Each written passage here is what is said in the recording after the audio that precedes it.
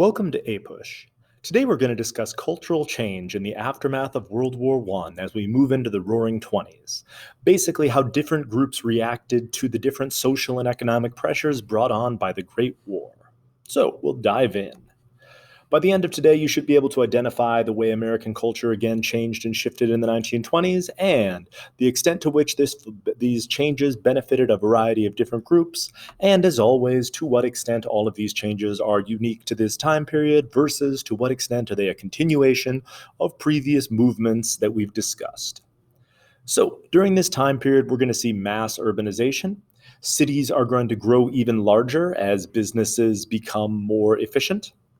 We're also going to see the growth of automobiles and increased transit, which allow people to move outside of the city center even more, sort of continuing the process of suburbanification that had started in the Gilded Age.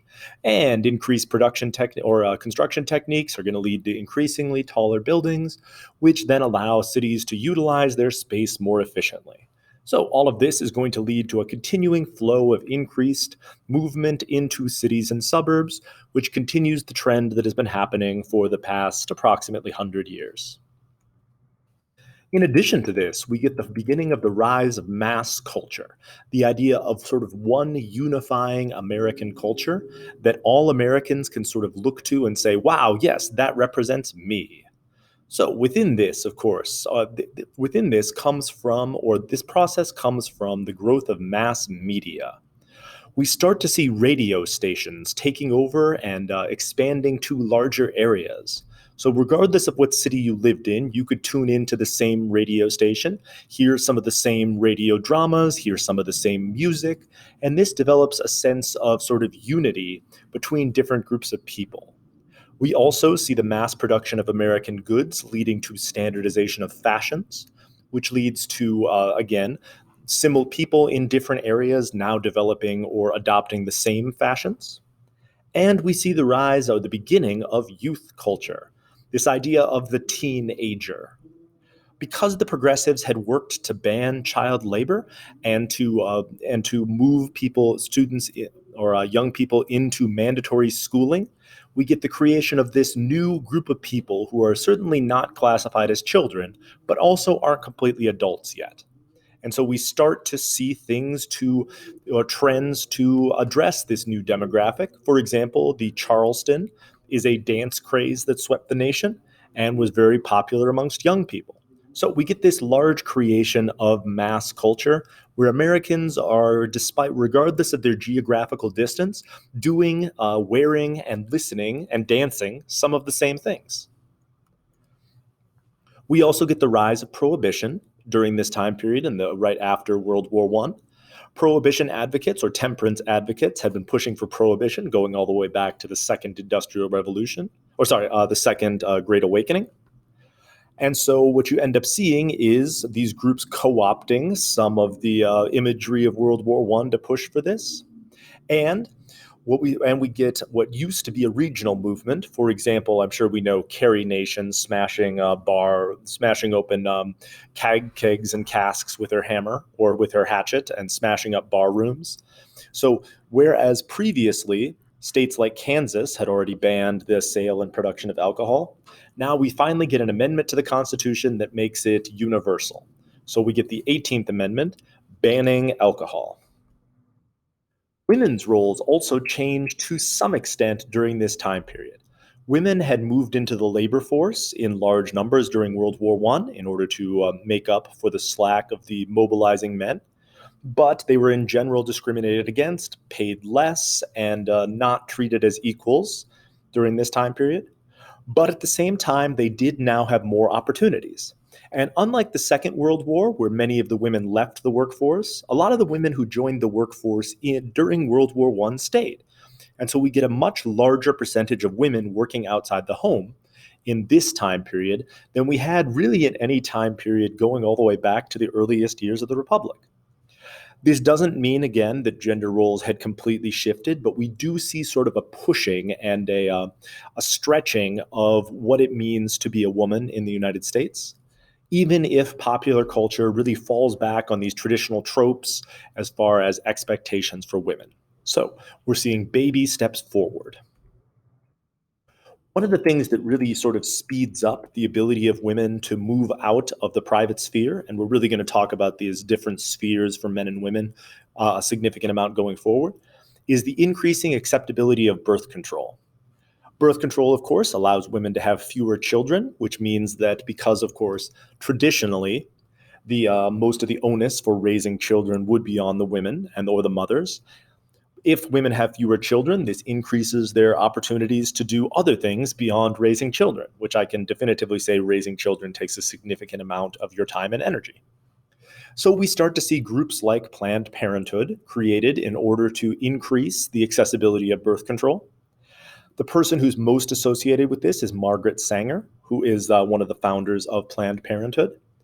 Unfortunately, during this time period, in order to get popular support, they had to use a series of relatively racist arguments, and some of them, of course, bought into these racist arguments, basically arguing that birth control allowed inferior people to breed less, and so we should support it for reasons of racism and eugenics, and not for reasons of bodily autonomy.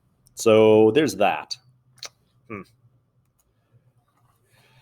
What we really see, one of the most profound breakdowns that we see, is the idea of the separate social spheres vanishing. Women become much more, or it becomes much more acceptable for women to go out in public, especially without male chaperones. And so the idea that the women's sphere is in the home, whereas the man's sphere is out in the world, really starts to break down. This is, of course, the rise of the flappers. We start to see shorter skirts, scandalously, women showing ankles.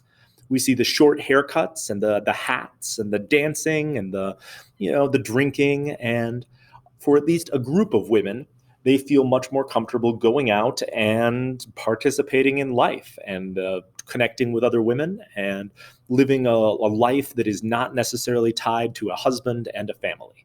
So that is happening during this time period, which also helps sort of change society's perceptions of what the proper role for different genders are. We see another golden age of sports during this time period, as radio allows people to experience sporting events from all over the country without necessarily being in close proximity to them. And so we get the massive popularity of baseball, with heroes like Babe Ruth becoming national celebrities. We have the 1919 World Series fixing scandal, as as the Black Sox accepted bribes to throw a World Series game.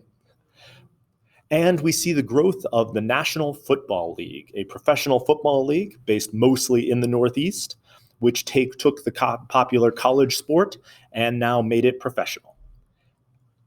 Of course, radio also extended the popularity of boxing, horse racing, and some of the other traditional sports. So it's important to note that those sports did not necessarily die out. But the popularity of radio expanded people's ability to experience live events, regardless of, again, their geographical position. As far as other leisure activities go, we see the rise of the moving pictures, or the movies. Of course, the first movies were made and invented by Thomas Edison, just like basically everything else that we talked about. Edison pioneered the first movie camera and then patented it, basically refusing to allow anyone else to make movies. So because of that, all we had are the Edison Film Company and their movies. The Great Train Robbery being one of the first movies, which we'll take a look at from the documents for today. In order to escape Edison's patents, a lot of movie producers moved out to the West Coast, specifically Los Angeles, where they started producing movies far enough away that Edison could not find and sue them. So this creates the rise of Hollywood. The silent pictures become incredibly popular, with stars like Charlie Chaplin starring in many, many different pictures.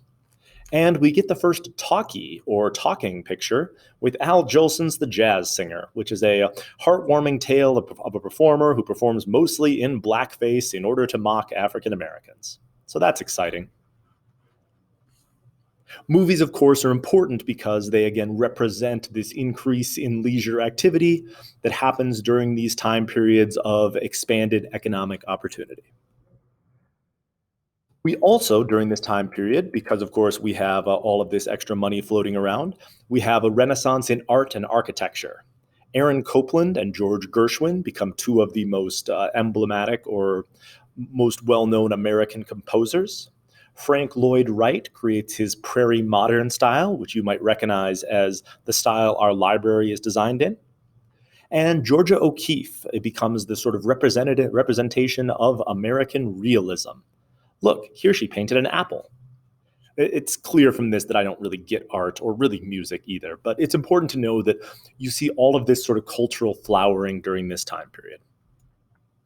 So that brings us to the conclusion of another day in the life of American culture changes, and Mr. Eliason doesn't really understand it.